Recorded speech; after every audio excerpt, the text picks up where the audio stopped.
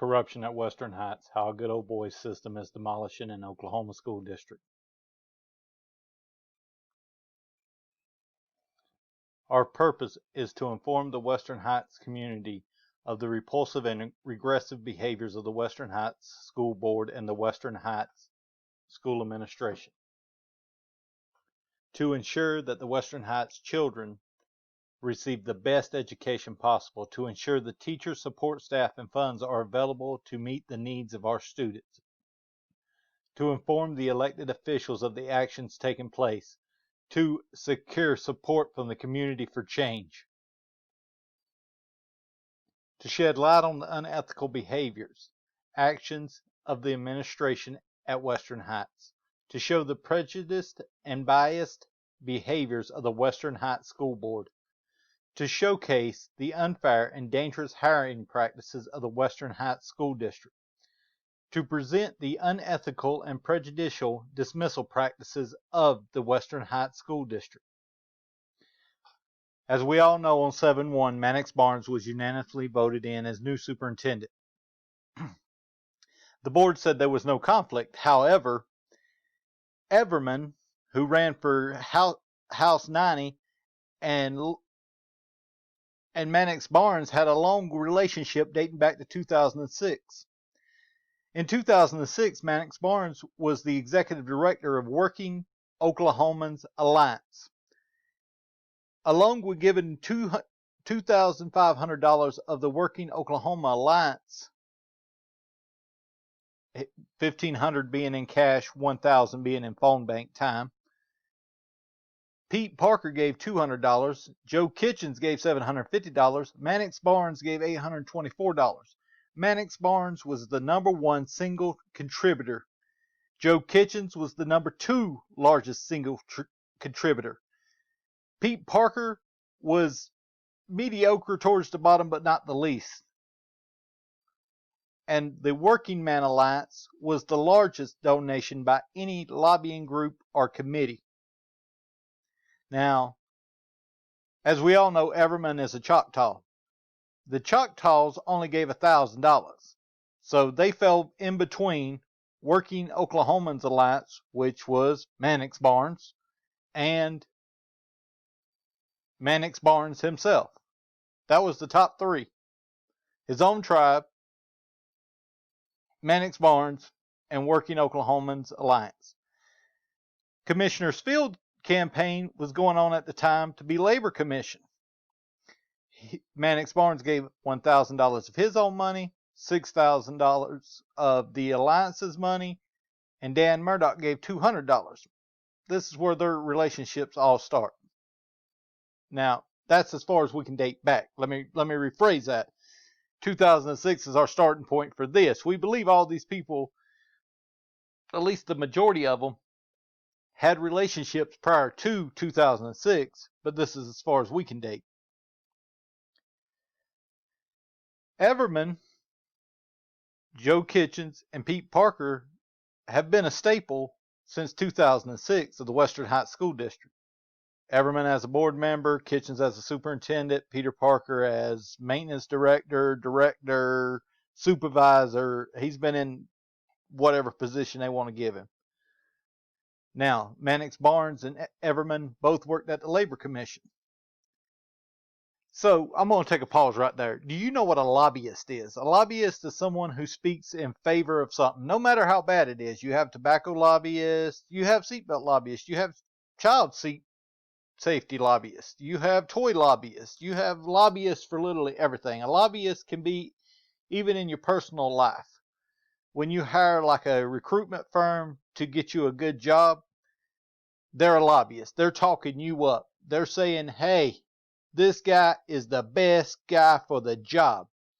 So in my opinion, and this is simply my opinion, they all gave money so they could reap benefits with Everman's position on the board. Everman was in a position and able to talk all these people up. Everman could talk Mannix Barnes up. Everman could talk Joe Kitchens up. Everman could talk Peter Parker up. Pete Parker. I don't know why I want to call him Peter Parker, but Pete Parker. They were able to talk Pete Parker up. All these people eventually wound up with a building or a room in a building named after him. Here's a fun fact. Robert Everman's building has the Mary Barnes Cultural Center in it. So the Everman and Barnes side by side continues on. Now, there were many questions about the donation collections practices of Working Oklahomans Alliance, such as the big one being people were saying that they were collecting donations without the people donating knowing it. Mannix Barnes still talks about, in 2015, still talks about working with this organization as if it was something to be proud of. You took money from people that were injured for an organization that you gave money to your friends. But then again, if I got a $269,000 job off of helping a friend out, I'd probably still be talking in favor of that alliance too.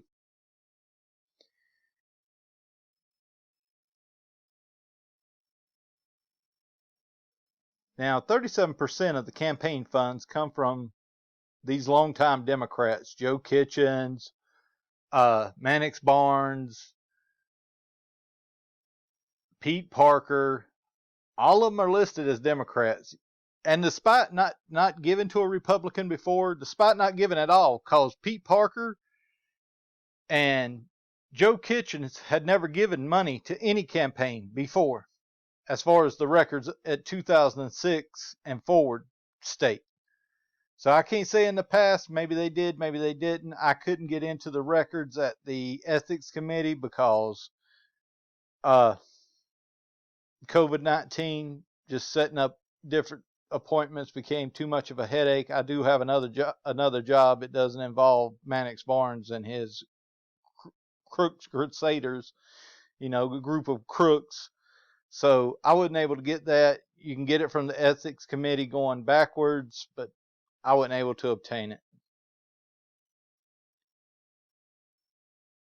Everman lost the primary.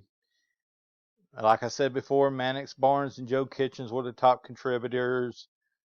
Pete Parker come in close second, or come in mid-range. He wasn't neither great nor bad, but he come in nice selection there. I've covered a little bit of the work history of Mannix, Barnes, and Everman. But basically, their work history of actual trackable work history started with the Labor Commission in 2007. Then it went on to the Oklahoma Lupus Foundation. Then they went to community health charities for a very short time, very short, probably a month or less together. Then they were on the Western Heights School Board together in 2013. Then around 2015, they both were at Lucky Star Casino working together, and they were both at Oklahoma City Police Citizens Advisory Board. And in 2017, they were back together again for One Fire Holding.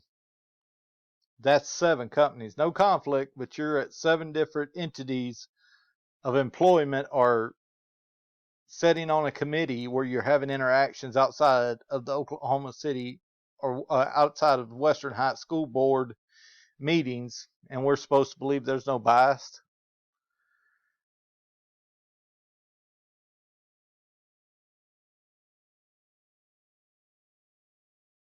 Okay, so we come to the hiring of Mannix Barnes. Now, here's the thing. Despite board member Craven's missing the evaluation process of Joe Kitchens, that didn't seem to bother her none, and she accepted his resignation. Mannix Barnes also voted to accept his resignation. Then they started the hiring process. So here's where I have a real big problem. They said that Joe Kitchens did not give his resignation till, I believe it was, so on 5/24 they accept the resignation. Now they schedule for 6/21 and 6/24 to start the application review process, interviews, and hire. They announced that Mannix Barnes has been hired on 7/1 of 2019 as the new superintendent.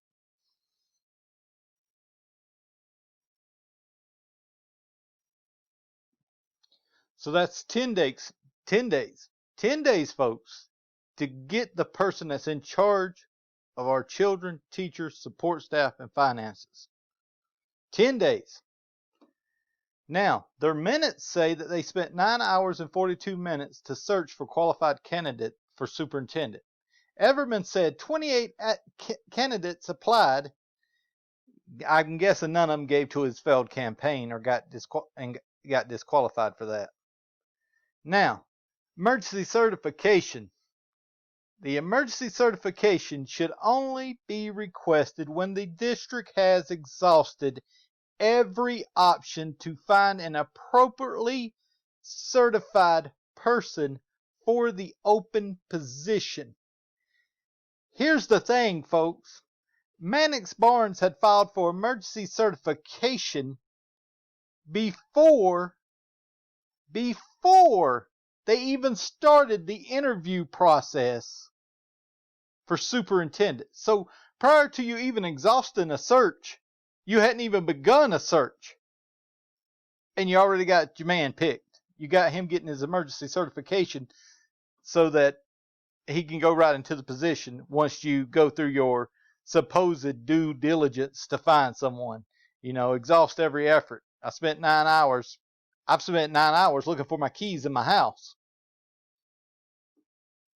Rosalind Craven was heard by citizens on 7/1/2019 as the board meeting to hear Mannix Barnes as new superintendent saying, I didn't even know he was being interviewed, but sure. How do you not know? They just come out of executive session to hire this man. How do you not know what was said in there? Now, let's get to Joe Kitchens, man, the man of the hour.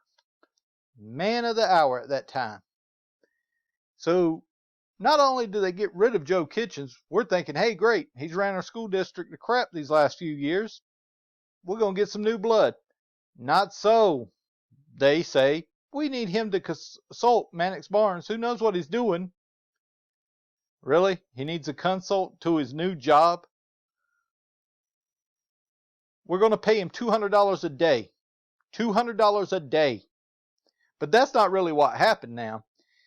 On 8/12 of 2019, old Joe makes a comeback. He comes back for what has been said is $80,000 per year. Don't know, haven't got the numbers, haven't seen it. But there's a lot of hiring and firing and stuff that don't get reported, so we'll see. Hopefully we can get some records of what he actually made. Now, he was so bad that they rehired him. We have to get rid of him by evaluation, but we need him back to help us run our school district because our new superintendent's not qualified to do it. Joe gets his name placed on the STEAM Center. Now, here's the funny thing. Joe donated $750. We can't get rid of Joe. Everman won't let him go. He keeps on convincing the board. That's where the lobbying comes in. Bob Everman lobbies if you made a donation to his campaign. If you look at everyone that benefited, they're all contributors to his campaign. Anyone that didn't contribute to his campaign gets left behind. I don't know if he's in the future planning on running and is hoping to make some wealthy friends at the school or what. But everyone that donated to his campaign is currently or has in the past made over $100,000. Bob Everman has created more 1%ers than Wall Street has. Now, they named the STEAM Center after Joe Kitchens, but then they take that back. They're like, no, we're not going to call it the Joe Kitchens STEAM Center. We're going to call it the Oklahoma Fine Arts and Science Academy. Oh, fuss us. Now say that 3 times fast, and you got what they did to us. Vicky, who is now our HR, was previously getting paid for 3 jobs. I don't know how she did it. I don't know how she did it. 3 jobs at a school. I know people that can't do 1 job at a school and keep it right, but she did 3 jobs at a school for a total benefits and pay of $113,000 in 2020. That was a 24% increase over her previous year of 2018 and 2019. That's 93% pay increase since 2006, when she made 5270 or 52,741. Now, she didn't directly contribute to the campaign, but she did it via Pete Parker. So whatever you do can fall back on your husband if it's joint finances. And whatever the wife does can fall back on the husband, and whatever the husband does, it can fall back on the wife. In 2019, another Everman donor, go figure that, gets another building named after him. Pete's pay in 2006-2007 was $62,333. His benefits in 2019 and 2020 was $115,000. Over that. Since 2006, his benefits have increased 75%. Now, here's the problem. While denying pay raises to teachers and support staff, James, Pete, and Vicky Parker got an average of 5 to 7% pay benefits per year. James, which is Pete, James, Pete, whatever you want to call him, Pete is Vicky's husband. Plain and simple. Corona or not Corona, this is the question that's been going on all summer. 625, Linda Farley, seen drinking her Corona during the board meeting, live on YouTube. Bob Everman, I had no idea. I don't know. I have no idea. Dude, come on now. You worked at a casino. You know what a Corona bottle looks like. Now, to Linda Farley's credit, she apologized. She apologized for drinking. But here's the problem that I have with Linda. There's no way for us to know that if she's ever been intoxicated at other board meetings. There's no way for us to know if she's been intoxicated for votes. Yet, Bob Everman and the board seemed perfectly fine with her drinking her beer. We come to the definition of the good old boy system. So, we just recently had the opportunity, as Mannix Barnes said on a news program not too long ago, he said that Western Heights has a 50% Hispanic population. We're a little bit under that, but pretty close on the number. Now, we have 2 people that apply. We have an old white man, and we have a bilingual Spanish woman. 2 of them. Do we go with the one that can reach out to half the community? No, we don't. Let's not go that route. We go with the man that pled guilty in 2001 to a DUI and carrying a firearm. He got a deferred sentence. Does Flatley have a criminal history? None that we could find.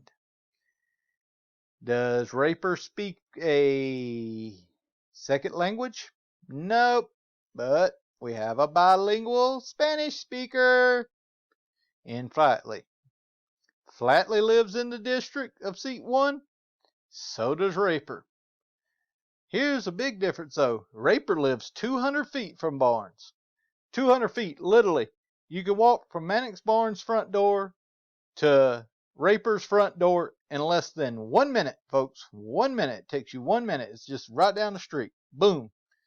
They've had to share a cup of sugar from time to time because his mama lived there for years. He probably grew up around Raper, but that's neither here nor there. They were both graduates. There's 3 differences here, 3 major differences.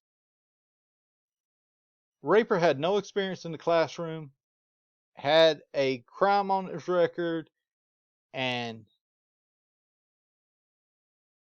he doesn't have He's not bilingual.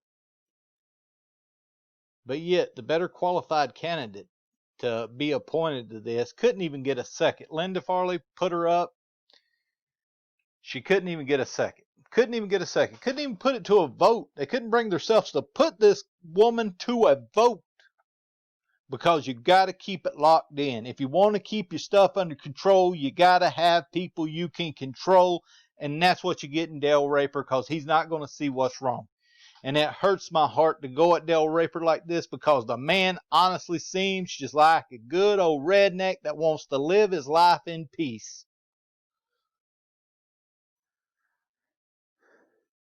Now, definitely the most least of the board is Cravens and Sharp. They're just the two yee men. They just sit there, yee, yee, yee, whatever the board wants. It's ridiculous. They need to tighten up. If you're going to be on a board, you need to listen up and listen to what's going on. Please, our kids matter to us. And for Cravens and Sharp just to be like, oh, I'm going to go along with whatever the board says, it's ridiculous. Speak up. Say a nay every now and then. To the Alfred man. Okay, Dan Murdoch, let me tell you something, son. You keep on telling everybody around. You keep on pushing people around. You keep on coming to community meetings, and he keeps on coming and harassing. He's trying to provoke you. It's called deflection. If you want to get people off of your back, you got to make your enemy their enemy. And the best way to make their enemy or your enemy their enemy is to have them to attack a little old man like Dan Murdoch. Because they're not going to own up to what Dan Murdoch's done. Dan Murdoch for years was the investigator for the Oklahoma bar. Now, he's the guy that brought attorneys that were corrupt and unethical to justice. That was up until June of 2008. And even then, they still considered him an upstanding citizen in the lawyer community, which makes you beg a question of what the hell's going on in the lawyer community. Murdoch is charged with 2 counts of sexual battery. He took an Alfred plea on 10/9/2008. 1 count to be dismissed, 1 count reduced to misdemeanor outrage and public decency. Ain't that some crap, people? Ain't that some crap? Because any man in Western Heights that would have done the same thing would have been sitting doing 20 years in the state penitentiary. But not when you got connections. An Alfred plea is saying, I didn't do it, but the guy over there can. And my DNA being on the victim and all will probably prove it too. Yes, they swabbed the victim's wounds from the bite mark on the back of her neck, and they compared the DNA from it to Dan, the man, Alfred man. Mr. Murdoch, you did it. You even admitted so to the judicial board. You got a sweet deal. You got 1 year suspended and 50 hours community service. But don't be like, I didn't do it. I didn't do it. You did it. Your DNA was on her. I don't know how much y'all paid her. I don't know how much y'all settled for. But you got away with it. You got away with it. You sexually assaulted a woman and you got away with it. And the fact that our district would hire you to represent our children is disgusting and morally wrong. There is no reason on God's green earth you should be around the female teachers, the female support staff, and the young teenage ladies at the high school, let alone the children of the elementary schools that are around.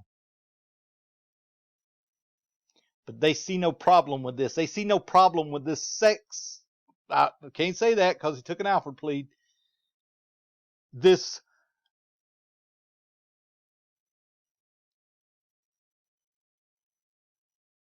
I just don't understand it. I just don't understand how y'all could see this as an acceptable practice to hire Dan Murdoch to be around children, women, knowing what he did. It's not like it's that he didn't know what he was doing. He did it. He just got a sweet deal for it. Jack Herring. The reason I include Jack Herring It's not because of all of his educational experience, and they'll tell you that. They'll tell you that he's great and everything, but he says that he's in Chickasha. The new school board wants him out. New school board wants him out. One of the old school board members resigns. They finally get Jack Herron out, but he cites health concerns to papers and stuff. But we think it was just that he had wasted so much of the school's money that they just wanted to be done with it. And that occurred on July the 1st, 2019. He was hired on August the 12th, 2019. So you have health concerns, but then you're all better. He cost our district $90,000 per year. This is unverified, but that's what has been stated. Okay, to Mannix Barnes. Mannix Barnes cheated in college. He cheated at OU. They confirmed. He sued to prove that he wasn't cheating, but he cheated. They confirmed it at the Supreme Court level, the Oklahoma Supreme Court level. They affirmed both OU and the lower courts had did nothing wrong with expelling him. Mannix had a failed attempt to run for House District 90. He came in dead last. Dead last, don't really matter where you come in. If you're the loser, you're the loser. He got sued in his first years as his first year at the Labor Commission. He got a lawsuit filed against him in 2009. The Labor Commission, which would have included Barnes in the settlement and Lloyd Fields, all settled for the undisclosed amount. It eventually got out that it was $200,000. During this same time, he's taken up for firing another female employee for insubordination. She won and got her job back. That shows a pattern that he continuously targets female employees. Everman and Barnes stopped our teachers and support staff from walking out during the protest. He was like, no, y'all can't walk out. But yet, during that same time, when people were just wanting fair and equal pay, Pete and Vicky Parker, part of the Rat Pack, still getting their pay increases at a regular clip. Mannix knew in advance, had a fair advantage. See, here's the thing. Mannix could have stepped down his seat, gave up his seat in order to pursue this on a level playing field. But he retained the seat in order to block any opposition to him getting the superintendent job. Because you might get somebody in that seat that actually wants to go out and try to find a certified superintendent that has experience. Mannix Barnes got certified on 6/1/2019. That is 9 days prior to Joe doing a resignation.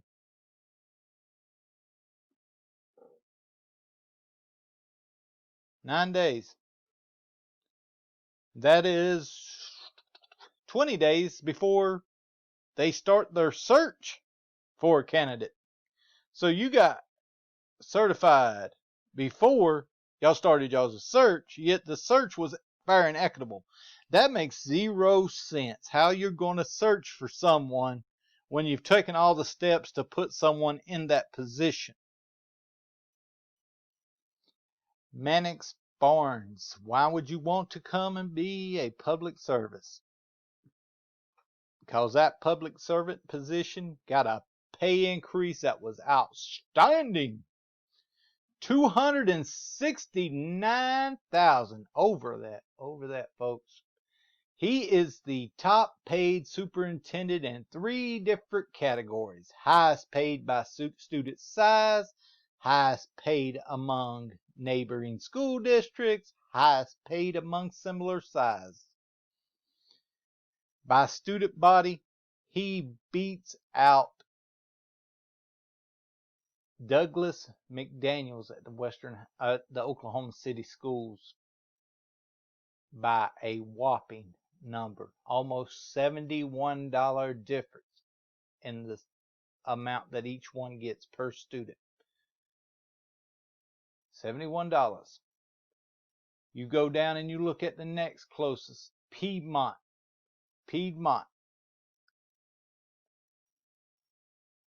That is the next closest in the area at $41. That's still a whopping $37 more.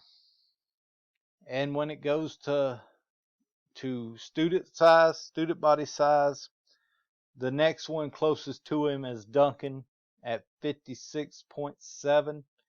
He makes 78.8, which still leaves him with a $22 more per child.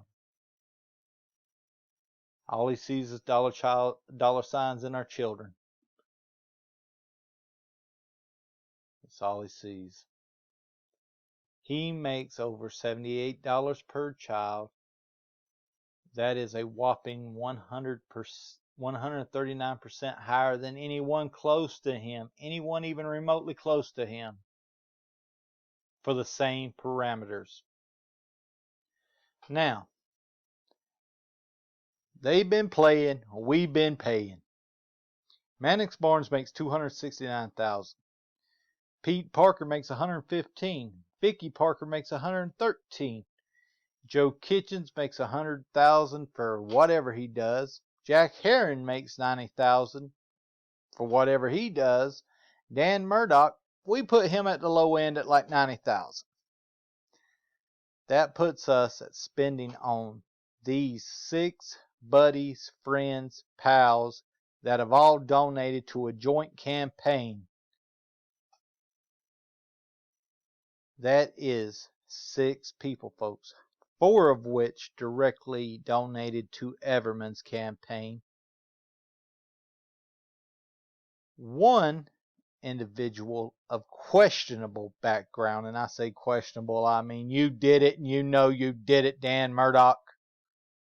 And 1 that is jumping from district to district. Just whenever they find out you ain't got what it takes, you just move along.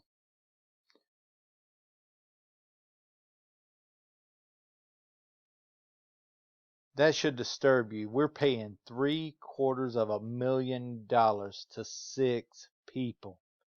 And we don't even know what 2 of them exactly do. Because Jack Herron, you're terrible as chief of staff. Because all I ever see at the board meetings is Mannix Barnes confronting people. Mannix Barnes is the one who confronts the employees, who jumps on their backs, who talks about how bad they are, how evil they are. So I'm going to come back here. So Miss Tillis, with a T, not a K, Miss Tillis was dismissed. She washed her limo, no denying that. She used water from the school district, no denying that. They never informed her that she couldn't do this. Yet Pete Parker had washed his car before. Joe Kitchens, from my understanding, has washed his car before. Mannix Barnes took showers at the school. 4 days. 4 days he showered. Yeah, I know, that's creepy, ain't it, folks? 4 days he showered at our schools. But they fired Miss Tillis. They tried to make Mr. Woods look like some little pervert because he lent Miss Tillis a few $100, couple $100, don't know the amount. They never brought up the amount. But we actually have the amount that Pete, Joe Kitchens, and Mannix Barnes paid. So they paid in advance of the shower. So if Miss Tillis wanted a job, she'd have to time travel back to 2006 and make a donation to Everman's campaign so that she could use the sprayer at the wash bay to clean her car. Because, you know, that $5 she stole in time and water was totally worth it. You just sit there on your little high horse with your group of buddies and pals, the highest paid members of the school district, while we go broke, Mr. Everman. And you talk about how we don't have a right to be angry as a community. We're perfect examples of what's wrong with the district. No, you're perfect examples of what's wrong with the districts. The good old boy bias of this school board and this school administration is what's wrong with this district. I'm sorry that I wasn't there in 2006 so that I could take and give you a donation so my kid would get fair treatment. But don't make all your friends rich while you starve our kids, while you don't support our staff, while you're not a leader. Don't do that. Don't sit there and act like we're the ones in the wrong when you're sitting there making $1 million decisions that affect all of us and giving these 6 people $3.5 million or close to $1 million, $750,000, $750,000. That's how much Bob Everman has championed for, lobbied for. He has lobbied for Joe Kitchens. He has lobbied for Mannix Barnes. He has lobbied for Pete Parker. He has lobbied for Joe Kitchens. He has lobbied for Jack Herron. He has lobbied for Dan Murdoch. That board's not paying attention. Just watch one of the board meetings. They're not paying attention. They're just there as talking heads for Bob Everman. Because Bob Everman talks up all these people. Because all these people except 2 paid him to talk them up. That is ridiculous. That's immoral. That's biased. That's unethical.